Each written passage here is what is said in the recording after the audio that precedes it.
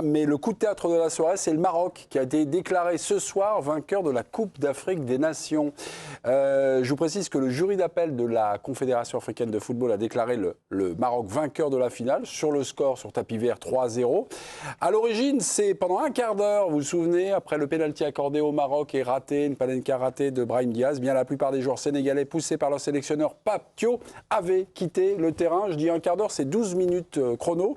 Eh bien, ce jury d'appel s'est appuyé sur un article qui va vous être présenté, l'article 42 ou 48. Je découvre un petit peu les règlements, pardonnez-moi, on va les découvrir ensemble, qui permet donc au Maroc d'être déclaré vainqueur. Première réaction, Claude Leroy. Claude, bonsoir. Est-ce que les bras vous en tombent ou est-ce que vous attendiez à ce genre de sacre quoi, pour le Maroc? Bonsoir, Claude.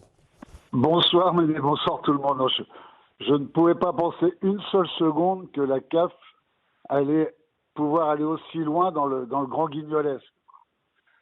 Mais bon, quand on voit comment la CAF est dirigée par M. Motsepe, qui est finalement le vassal d'Infantino et qui voulait depuis le début absolument donner cette coupe au Maroc, qui avait fait une super Coupe d'Afrique des Nations, qui méritait sur la Coupe d'Afrique de gagner, mais sur la finale, c'est le Sénégal qui avait été meilleur.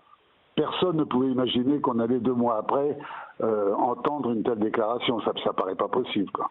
Ce qui a choqué Nabil Djellit, c'est que finalement, la décision de l'arbitre, le directeur de la partie, qui a été un peu dépassé, mais il y avait des circonstances, il avait des circonstances atténuantes, eh bien, cette décision a été complètement bafouée par la CAF et sa commission d'appel. Mais vous savez, ça fait des années que toutes les décisions sont bafouées par la CAF. Moi, j'ai mis en exergue très souvent le comportement de M. Infantino, qui se considère comme le Trump du football africain, savoir qu'il a tous les droits, qu'il dirige les phases finales. Est-ce qu'on peut imaginer le voir diriger une finale de l'Euro au détriment du président de l'UEFA? Non, mais en Afrique, il se permet tout.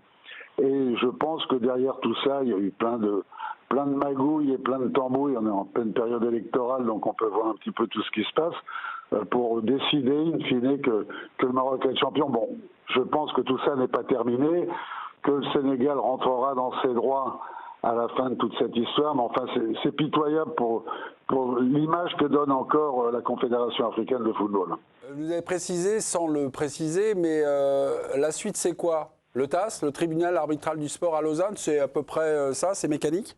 Je pense qu'au départ, il va y avoir une commission d'appel, puisque c'est une première décision. Donc, il va y avoir une commission d'appel, et puis après, selon la décision de la commission d'appel, bien évidemment, ce sera le tribunal arbitral du sport.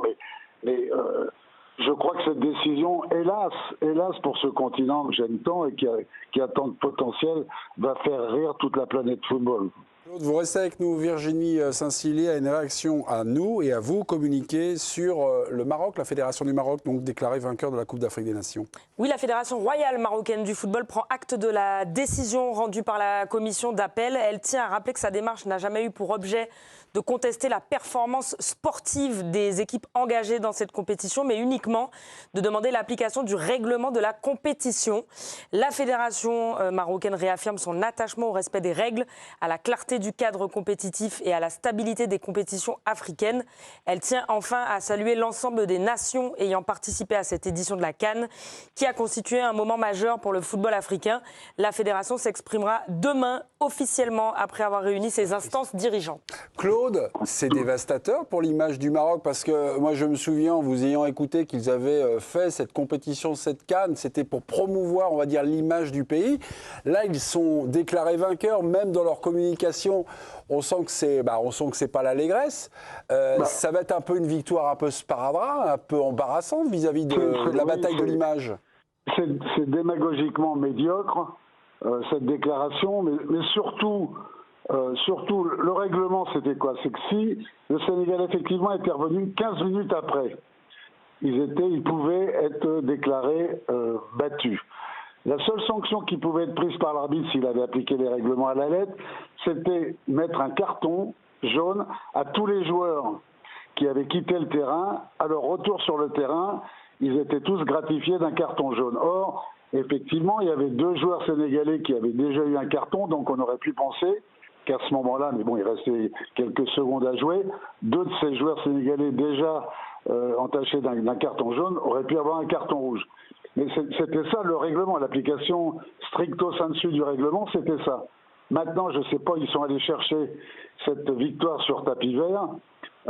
Effectivement, mais vous le dites, l'explication marocaine, elle est plus que fébrile, elle est hasardeuse, on se demande un petit peu où ils veulent en venir. Donc, bon, on est qu'au début de cette affaire, mais moi, je suis triste une nouvelle fois par ce que peut décider la CAF et ça ne s'arrête pas, quoi. Ils ont annulé à la dernière seconde la Coupe d'Afrique des Nations des féminines du Maroc qui étaient parties se préparer.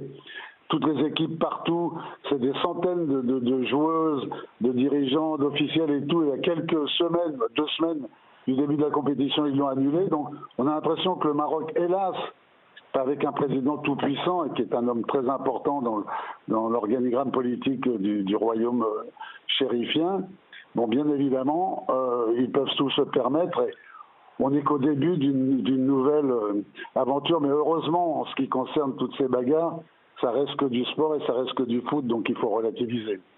Rappelons ce soir à l'information, c'est bien le jury d'appel de la CAF, le jury d'appel donc qui a bien eu une première, on va dire, décision. Ouais. Le jury d'appel de la CAF a déclaré, c'est pour ça que Claude est avec nous en direct, a déclaré le Maroc vainqueur de la Coupe d'Afrique des Nations.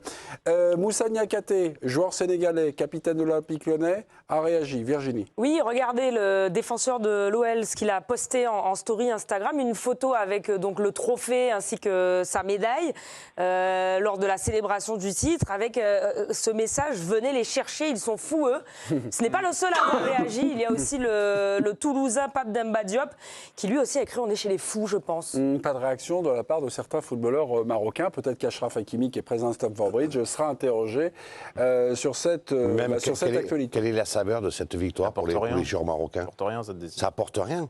C'est comme un sparadrap. Mais pour revenir quand même, on parlait tout à l'heure de la décision de l'arbitre. Oui. Mais moi, il y a 2 choses qui me choquent profondément. Déjà, sur l'instant sur le moment, match, quand les joueurs s'en vont. À part Claude Leroy, puisqu'à preuve du contraire, l'ami Claude ne fait pas partie de la Confédération africaine du football, on n'a pas vu un délégué, pas un responsable de la CAF venir à son soutien. Généralement, quand sur les pelouses, il y a un incident, il y a un problème... il y a le délégué du match. Il y a le délégué du match, il y a des consignes. On a vu ce pauvre arbitre laisser en pâture les dirigeants de la CAF se planquer, parce qu'on n'en a pas vu un, et 2 mois après, ils se réveillent enfin... Et ils prennent une décision abracadabra. Claude, le lendemain, je crois, vous étiez l'équipe du soir, puisque vous aviez parlé avec Sadio Mané pour lui conseiller ce qu'il avait un peu pris déjà comme décision de revenir jouer et de terminer cette finale. Mais ce que nous décrit Bernard, ça, vous avez eu l'impression de le vivre en réel? Non, mais Bernard a totalement raison. Moi, j'en avais déjà parlé. C'est-à-dire que effectivement, l'arbitre s'était retrouvé tout seul. Il s'était retrouvé tout seul sur le terrain. Personne... Pas un responsable, mais bon, pas un irresponsable, n'était venu lui donner un coup de main. Moi, j'avais discuté un petit peu avec lui, avec cet arbitre congolais qui était complètement perdu. Mais après, bon, on a dit le président de la commission des arbitres était congolais, que finalement tout le monde était un petit peu dans ses petits souliers à ce moment-là de la rencontre. Et voilà ce qui se passe, mais vous vous rendez compte, 2 mois après, mais comment on peut prendre une telle décision? Est-ce que on a quand même affaire à des irresponsables, quoi. Et ce sont eux qui dirigent le football africain, mais bien évidemment, il y a 54 fédérations en Afrique. Infantino joue sur la cupidité de beaucoup de ces présidents africains pour s'arroger des voix pour sa réélection à chaque fois comme président de la FIFA. Et voilà à quoi on assiste, à savoir un scapin au départ à l'égard de Michel Platini, qui a été le fourbe le plus complet, qui en achetant des voix un petit peu partout, continue entre le bureau ovale et Mar-del-Lago, continue à mener son grand train au détriment du football. Et je pense qu'il n'est pas innocent dans cette décision-là. C'est pour ça que moi, je ne lui ferai jamais le moindre cadeau.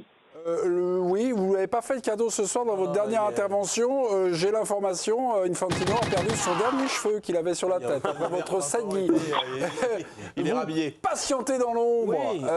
C'est pas notre Scapin, c'est notre professeur, Dave Apadou. Non, mais parce que, comment dire, moi je ne vais pas rentrer dans la technicalité du dossier, effectivement, c'est compliqué, mais moi c'est ce que ça dit en fond et en écho. Il y a évidemment les conséquences pour les deux nations. Bon, on va voir maintenant comment ça va se suivre. Mais pour moi, il y a les conséquences pour le football africain. C'est-à-dire que le football africain, pendant très longtemps, il y avait une sorte de mépris, de condescendance du reste du monde, notamment de l'Europe, et peut-être même d'autres régions. C'était d'ailleurs l'objectif de l'organisation marocaine. Alors voilà, j'en arrive là. Il y a encore pas si longtemps, avec on libère les joueurs plus tard. Voilà, exactement. Il y avait un peu ce truc, un peu le chantage aux joueurs, etc. Ah ouais. Ça, Dieu merci, c'est un peu moins le cas, même nettement moins le cas. De la France aussi. Hein. Oui, non, mais de tout le monde, je pointe personne, tout le monde se reconnaîtra. On sortait d'une CAN 2024 qui était très réussie, très spectaculaire, avec des scénarios invraisemblables. Côte d'Ivoire. Et la CAN du Maroc devait être... La consacrer, quoi. Exactement. La consécration de cette montée en puissance du football africain, c'est-à-dire tant sur le plan du terrain que sur le plan structurel. La CAN de la modernité. C'était ça une des ambitions de cette CAN, au-delà des destins particuliers des uns et des autres. Et donc, la finale, parce que j'ai lu la presse étrangère après la finale qui était grand guignolesque, quoi. C'est-à-dire qu'il y a eu de nouveau des commentaires, et on peut même parfois les comprendre, sur la grande clownerie qui a été certains aspects de cette finale. Et là, maintenant, cette décision, elle vient planter un clou, je trouve, dans le cercueil. Je trouve que c'est terrible, parce que maintenant, le boulot pour essayer de regagner de la crédibilité aux yeux du reste du monde, ce qui est quand même un peu une ambition quand même pour l'Afrique, moi je trouve que l'Afrique ne se rend pas service. Claude, je ne sais plus, mais j'ai une drôle de mémoire. Il me semble finalement que si vous dites que vous savez plus, c'est que vous savez très bien. Hein. Non. Il me semble, Claude, mais je peux faire un four, ma mémoire peut m'abuser, mais il me semble que vous, en tant sélectionneur ou alors entraîneur d'une équipe, vous aviez été déclaré perdant ou vainqueur un peu sur tapis vert. Ça vous dit quelque chose? Ça vous remet des choses en place? Ou alors je délire complètement? Vainqueur sur tapis vert, mais pour une qualification à la CAN.